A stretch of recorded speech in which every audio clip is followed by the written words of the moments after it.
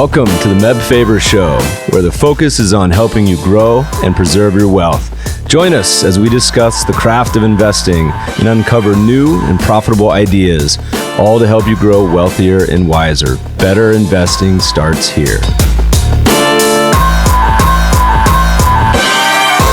Meb Faber is the co-founder and chief investment officer at Cambria Investment Management. Due to industry regulations, he will not discuss any of Cambria's funds on this podcast. All opinions expressed by podcast participants are solely their own opinions and do not reflect the opinion of Cambria Investment Management or its affiliates. For more information, visit CambriaInvestments.com. Today's podcast is sponsored by The Idea Farm. Do you want the same investing edge as the pros? The Idea Farm gives small investors the same market research usually reserved for only the world's largest institutions, funds, and money managers. These are reports from some of the most respected research shops in investing. Many of them cost thousands and are only available to institutions or investment professionals, but now they're yours with the Idea Farm subscription. Are you ready for an investing edge? Visit theideafarm.com to learn more. Hey everybody, welcome friends to the show. We have a very special guest today, Sam Stovall. Welcome to the show. Good to be here, Meb. For those who aren't familiar, quick introduction of Sam. I've known Sam for a long time now and actually reconnected recently in LA, but Sam is managing director, U.S. equity at S&P. He also is chairman of their investment committee, policy committee. And Sam, and this isn't a comment on his age, but is that a true market historian. He does a lot of research, a lot of quant research.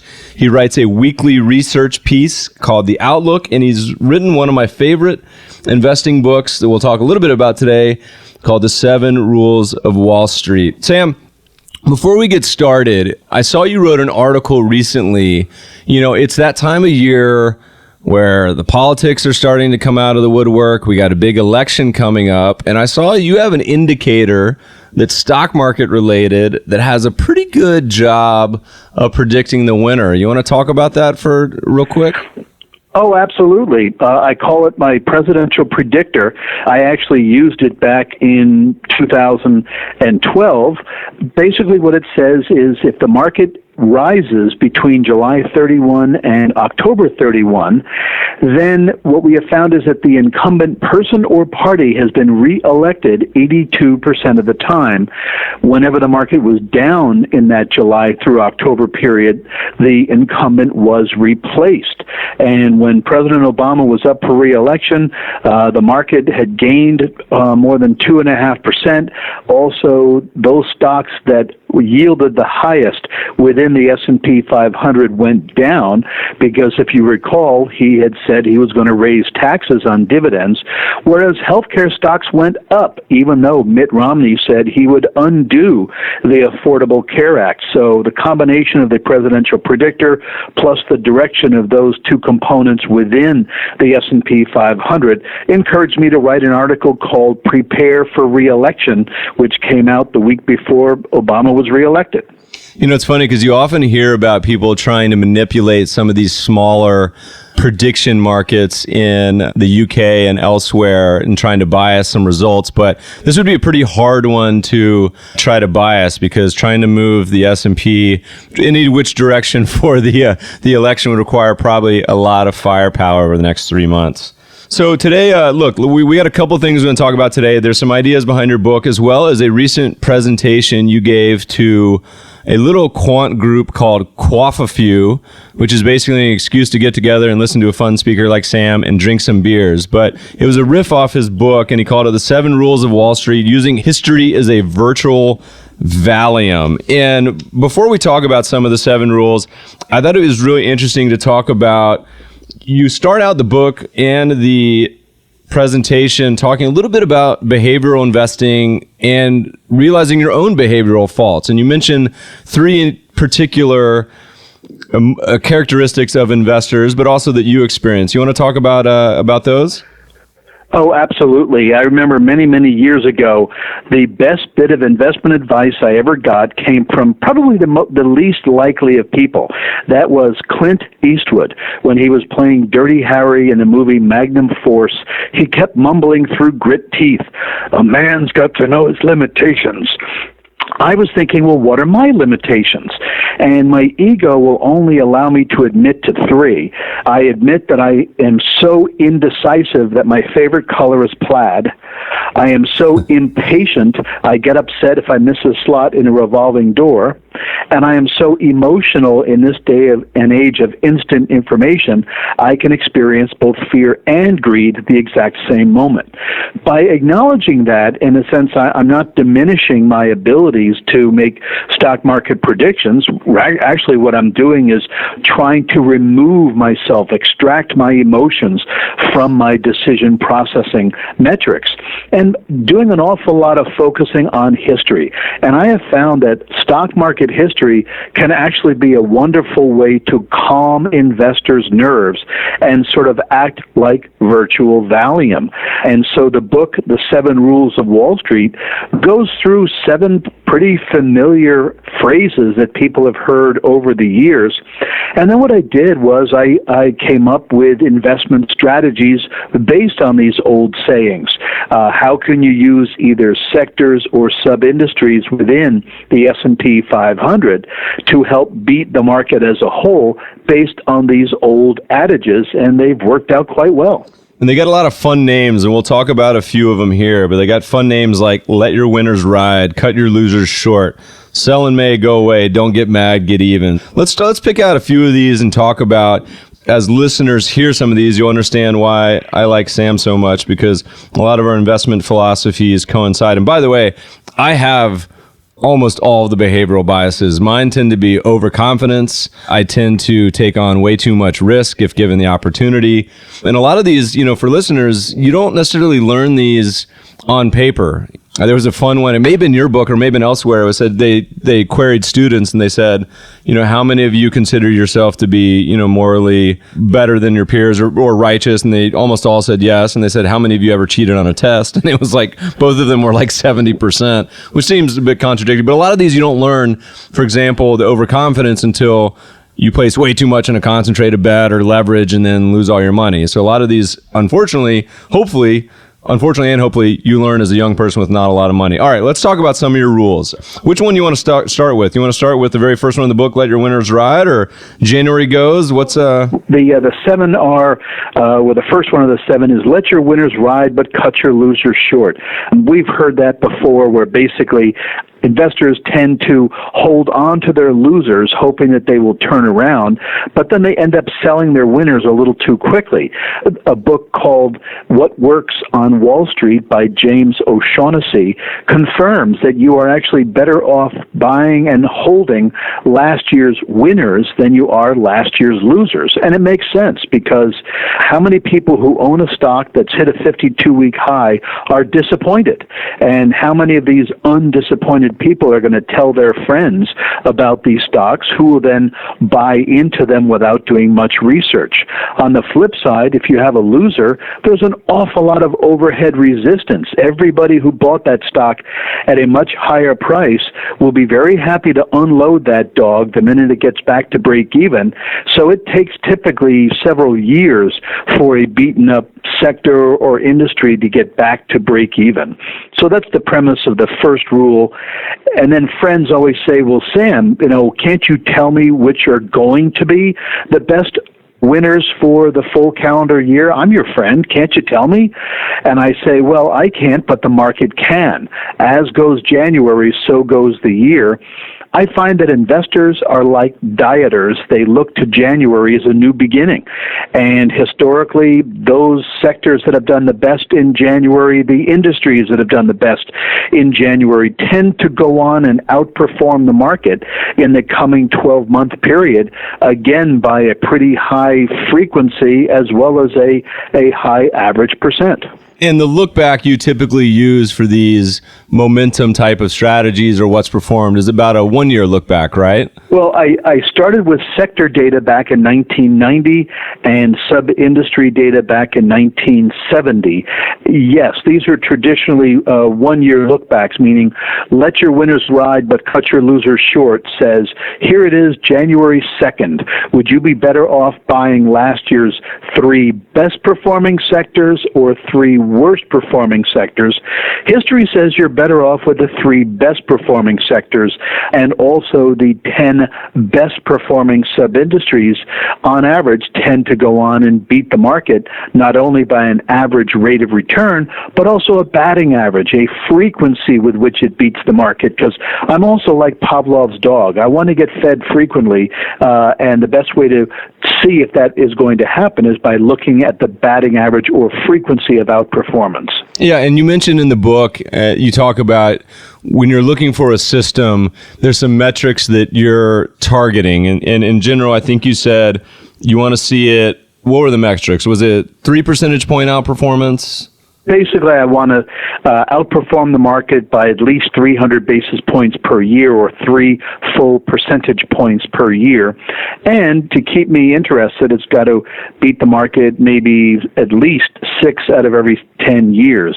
You don't want to end up having a super year only once every other year, because I know I probably wouldn't stick with that kind of system. Yeah, we actually just recorded a podcast talking about the challenges of active management, and one of them being, the traditional value investing style can often go many, many years, not just rolling, but in a row of underperforming. And that's one of the biggest emotional challenges with investors is identifying an investment strategy or strategies, cobbling them together, but being able to sit through the lean times as well as the good times. Let's go to the third one then, because you're bringing up an interesting point.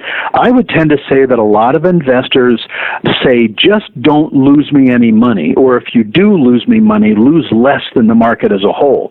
I think more people would be very willing to underperform the benchmark when stocks are rising, just so long as I beat the benchmark when stocks are falling.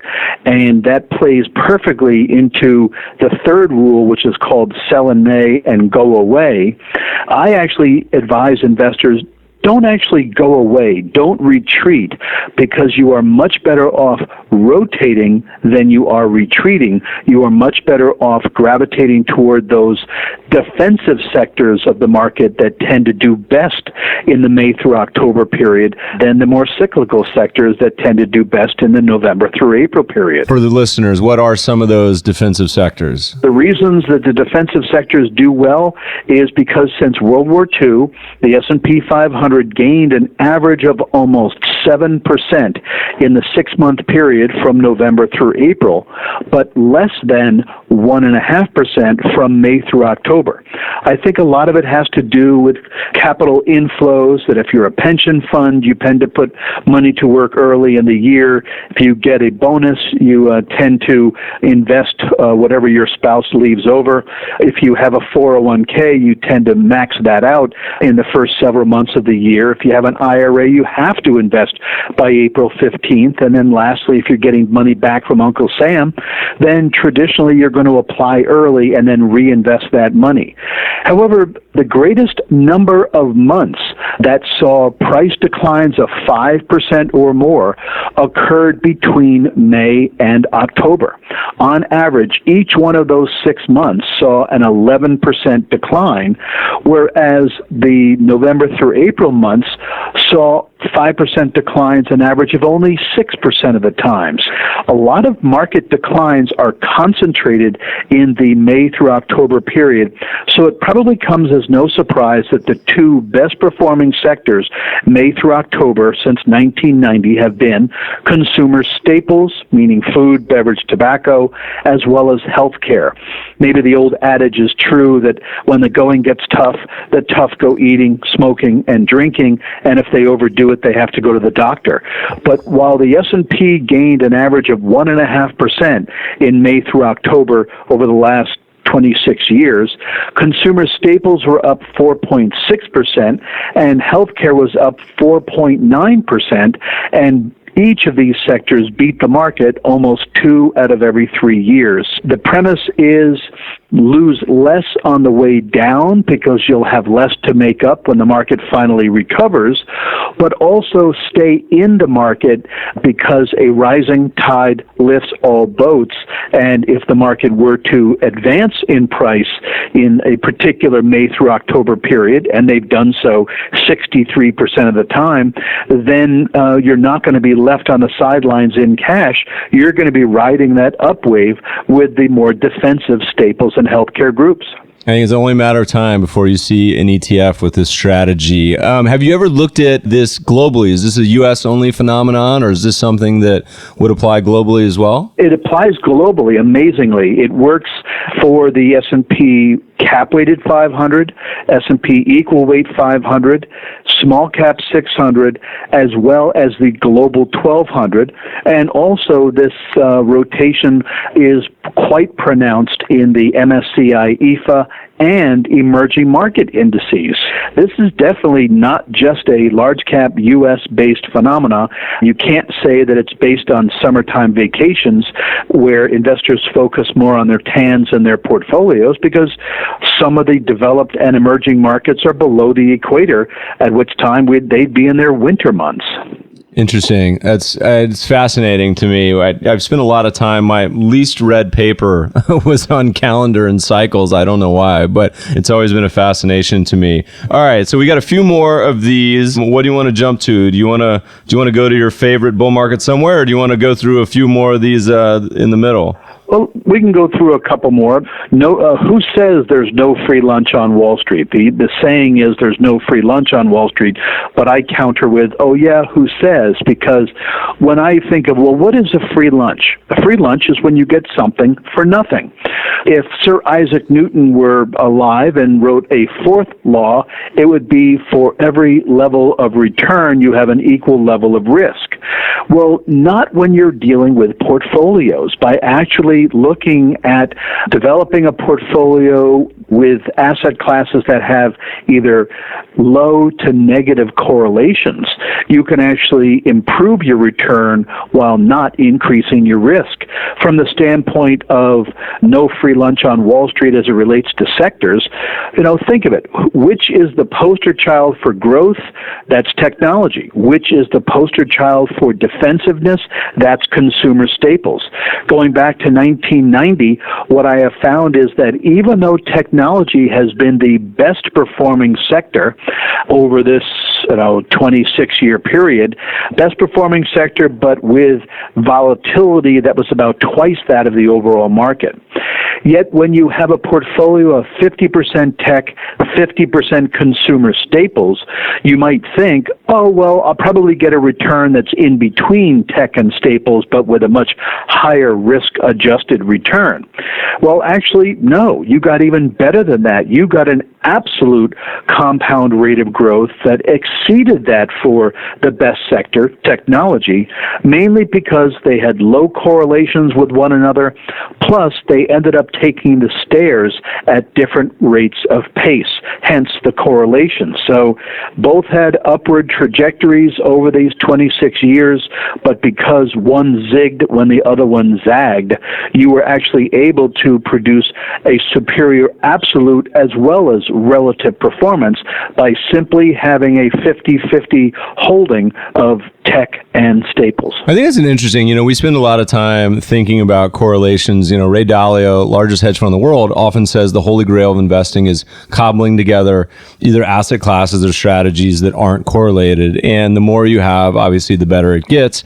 And so we spend a lot of time thinking about kind of weird and esoteric strategies, but it's a good reminder that even something as well known as U.S. stocks, you can think about it from these optimal construction of not just market cap weighting, but weighting on other metrics like correlation within that actual index as well, which I think is pretty fascinating. So I found all this to be so enlightening because I've heard these old sayings before, but when I actually started crunching the numbers, I found that they're still true, and they really just make an awful lot of common sense. Good. Well, all right. Move on to the next one. Well, yes, don't get mad get even. Basically, it was an old saying that I think it was George Vanderbilt had said to a business rival, you, sir, have cheated me. I will not fight you in the courts, for that will take too long. I will simply ruin you. So I just thought, well, what a great quote that was. And the same can go for the stock market. When you look at the top 50 stocks, they only represent 10% of the count of the companies in the S&P 500, but they represent 50% of the weighting of the S&P 500. Maybe you have some really large stocks that are not doing very well. Well, that's going to adversely affect your overall performance. Well, don't get mad about it. Get even. Take a look at the equal weight S&P 500. You've got ETFs that are offered by Guggenheim for the S&P 500, but also for the sectors in the S&P 500 on an equal weighting basis. So basically, Big Lots has the same weighting as Big Blue. You don't have one look like a behemoth compared with the other. And interestingly enough, a lot of these strategies have worked very nicely. Let me just tell you that from April 30th of this year through July 31st of this year, all four, S&P cap-weighted 500, equal weight 500, small cap 600, and global 1200, their sell and May portfolios beat their overall benchmark. And the equal weight portfolio has done so, as I said, about 2 out of every 3 years. So you can invest in the indexes, the benchmark, as well as the sectors within the equal weight, and in a sense end up with a performance that exceeds that for the cap-weighted brethren. Yeah, we talk a lot about cap weighting here and how it's a suboptimal way to invest. And we often say it doesn't even matter which investing methodology you move to, as long as you break that market cap link. And there's a lot of research by research affiliates and Rob Arnott that have shown that even just excluding the number one holding in each sector or even the overall market, the top holding underperforms by about 3 percentage points a year. And that's the way it should be in the world. I mean, capitalism and the creative destruction of markets, by the time it gets to be the highest price, in which market cap really all it is price and shares outstanding, chances are that it's going to be a higher valuation as well. So moving away from market cap, getting even, great advice. All right, next, the Fed, everyone's favorite topic. You want to talk about this one? Sure. Well, don't fight the Fed, or at least for too long. Edson Gould, a name that has nothing to do with mustard, but he certainly could cut the mustard. He was the one who came up with the phrase of 3 steps and a stumble, meaning if the Fed raised rates 3 times, then the market would typically stumble. He also came up with 2 tumbles and a jump, meaning that if the Fed cuts interest rates twice, that the stock market tends to jump. This was way back when people really did not know what the Fed was doing, and you had a lot less transparency than you do today. Today, investors are more like hyperactive first graders playing musical chairs, always trying to anticipate the other. I think that if you waited 3 times for the Fed to raise rates or waited 2 times for them to cut rates, you might be behind the curve because a lot of other investors will already have anticipated this change in trend. This article, or I should say this chapter, doesn't really offer a strategy other than trying to, again, calm your nerves by saying, yes, there have been many times in the past in which the Fed has raised interest rates, but if it will not lead to recession, then you are better off just sticking with stocks, because while the market has gained an average of about 8% per year, you've seen almost twice that kind of performance whenever the Fed has been lowering interest rates, but less than half that performance whenever the Fed has been raising rates, but still the average performance has been positive. I think the moral of the story is, sometimes it's awful hard to try to time the market, but the key is if you think that whatever the Fed is doing or whatever a market shock has recently been introduced, if you think that will lead to recession, then yes, I think you want to worry. If it will not lead to recession, then forget about it, because while stock markets don't die of old age, they die of fright. And the thing that they are most afraid of is an economic recession, either here in the U.S. or globally. And you actually, this is a tangent, so sorry, but you have a great chart talking about bull markets, and it's talking about the volatility of bull markets since World War II, broken into the average number of days the S&P closed up or down 1% by 1% during each bull market year. Bull market year one, you said on average there were 62 days a year that the S&P closed up or down 1%. But there tends to be this really interesting smooth trend, and I don't know if you have this chart in front of you, but if you recall, you can maybe talk about this. The general takeaway of bull markets says they become more unstable with age. Oh, exactly. What's interesting is that you really can apply volatility to a very broad time frame, meaning a bull market, that we tend to have the lowest level of volatility, meaning the fewest number of days in which the market rose or fell by 1% or more, in the third and fourth years of bull markets.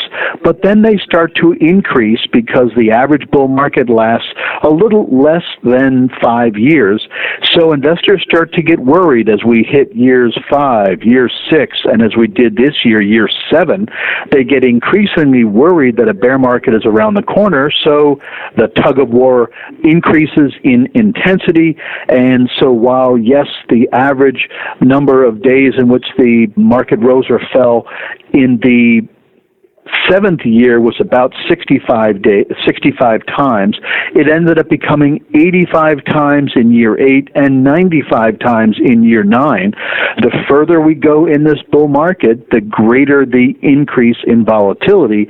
And I like to say that bull markets are like humans. The older they get, the more unstable they become. So you can look at volatility based on a bull market cycle, which can last up to 10 years. You can look at it based on the 4-year presidential cycle. We are in the most challenging period right now because we have 2 essentially unknown candidates running for president. Whenever that has happened since World War II, the market fell by 3.3% in that calendar year, and you had increased volatility.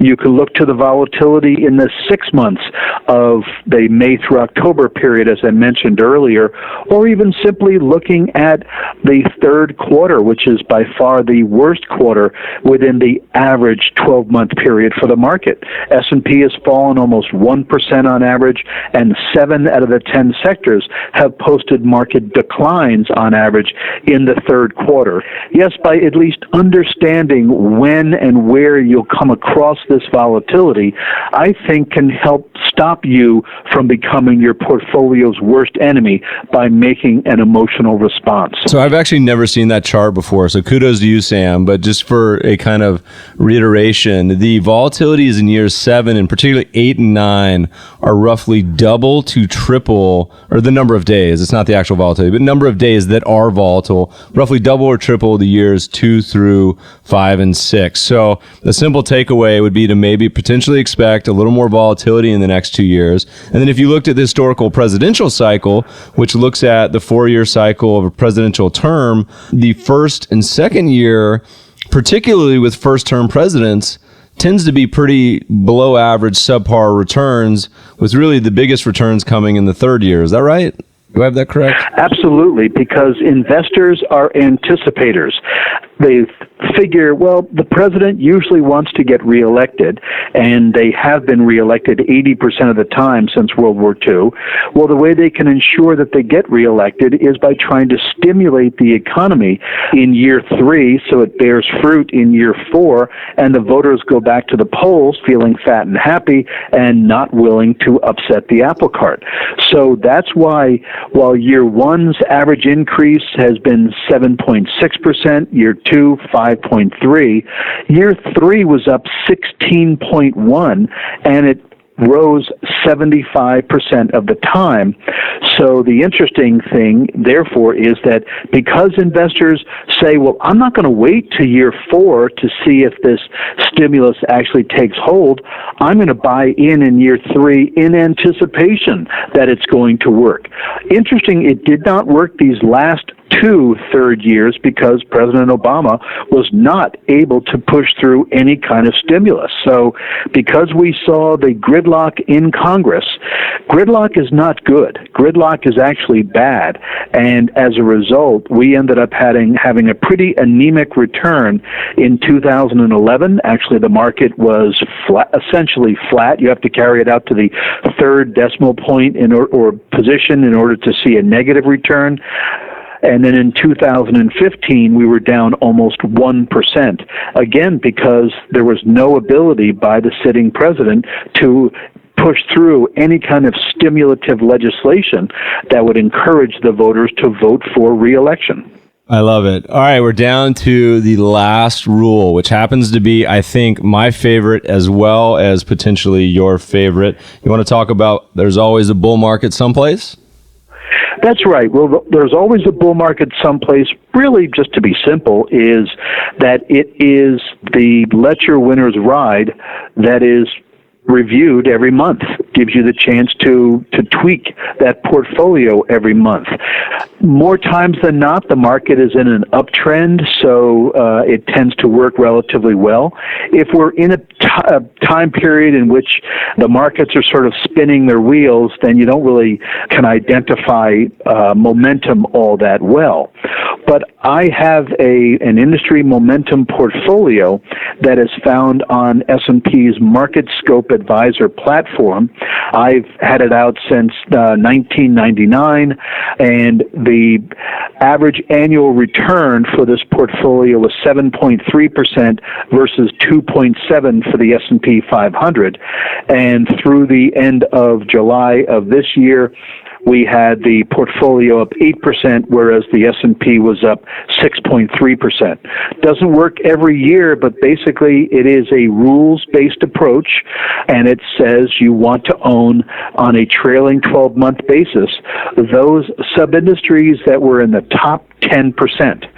So you own the top 10%, or you buy them when they're in the top 10%, and then you sell them when they fall out of their top 30%. So what I do is I monitor which are the sub-industries that are in the top 10% to be added, watch them until they fall out of the top 30%, and then I also use one of our stocks with the highest investment recommendation ranking to serve as a proxy for each one of those sub-industries. And you may not know this off the top of your head. Do you know what's firing right now for sectors? I mean, I imagine utilities might even be up there. They're having a banner year. Do you know what's in the top rankings right now by any chance? Yes, in terms of the top rankings, it's interesting, but it's telecom as well as the telecom and utilities are the best performers. You would think, that means that the investors are anticipating a recession or a bear market around the corner because those are defensive sectors by nature, and investors are, hunkering down, going into hibernation. Well, no, not this time around, because what's happening is that you have yield-hungry investors who are not able to get the kind of income that they require from bonds or from other asset classes. So they're gravitating toward telecom, which yields 4.3% as a sector. They're gravitating toward utilities, which yield 3.5% as a sector. They're also taking a look at consumer staples, which also yields more than the S&P 500 right now.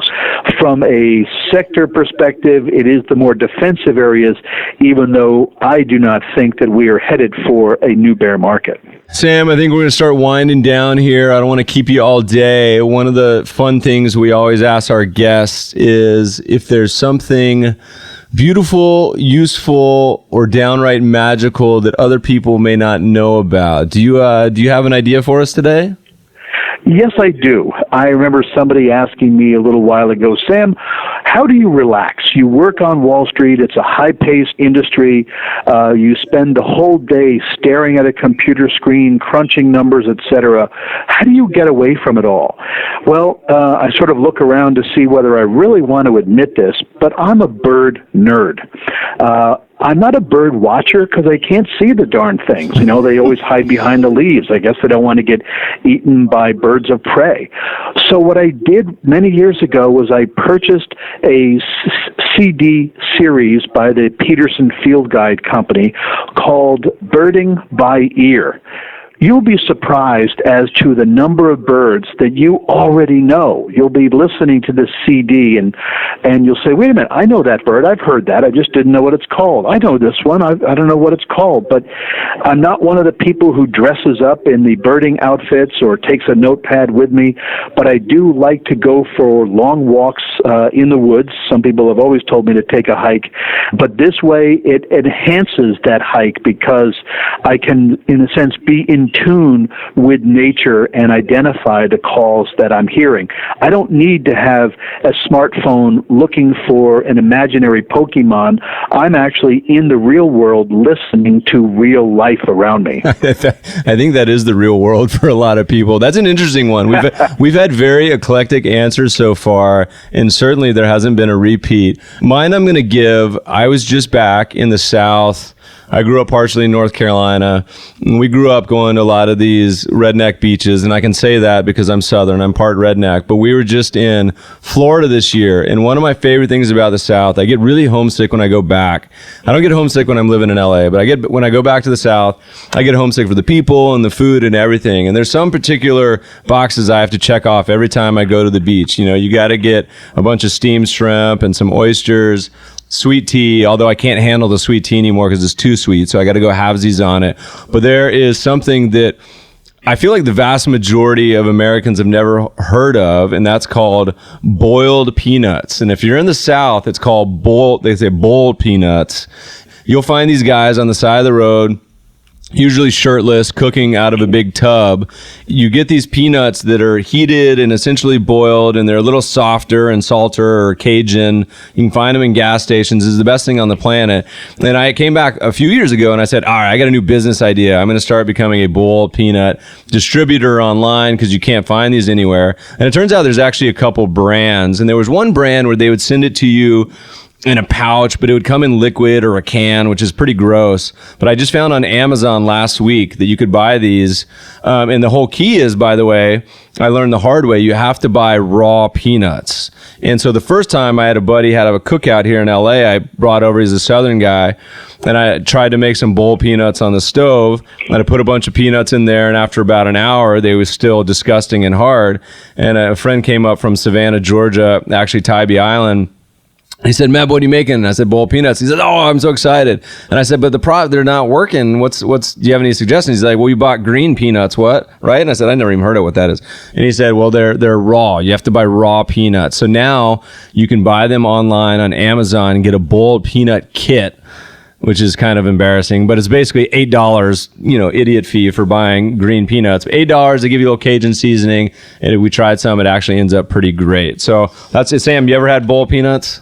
No, but I've seen them. I've heard about them. And being a fan of Deputy Dog in an early age, it's a gold day in the South before I'll say I don't like boiled peanuts. Good. Well, that's put it on your to-do list. If you haven't lived, if you haven't had boiled peanuts. Sam, where can our listeners find more of your writings, your musings? Are there any good websites or locations? My work is found on, actually, most of your investors can actually get my work already through their discount or full-service broker. My research is found on Fidelity's website, TD Ameritrade, Schwab, E-Trade, Scottrade, Merrill Lynch, RBC. So a lot of my work is already found and made available to investors. If you have a local library, you're already paying for our research through your taxes, take a look at the local library, probably the bigger the better, or if you have a business school nearby, see whether they have subscriptions to the Outlook and therefore could get my work. It's all around you. You just have to know where to find it. You know, that's actually an interesting second, really useful comment, because a lot of people don't know this. They say, I get emails every week. They're like, Meb, how do I get access to this and that database or Bloomberg or FactSet and all these databases? I say, look, Bloomberg's 25 grand or whatever it is now per year. All these are super expensive. Almost every local business school has subscriptions to about 50 databases, Bloombergs, and everything. And, you either become friends with a professor, a student, or see if you can get a library card. But almost everyone lives within spitting distance of a business school. I did that for a long time early in my career, would get access through Stanford. So thank you, Stanford, even though I wasn't a student. All right, we're going to wind it down. You can also find Sam on Twitter at Stovall SP Global, where he will link to some of his topics and strategies. Thanks, everybody for listening. You can always send more feedback at themebfabershow.com. You can always find show notes at mebfaber.com/podcast. And you can always subscribe on iTunes. And if you really like the show, please leave us a review. Thanks for listening, friends, and good investing.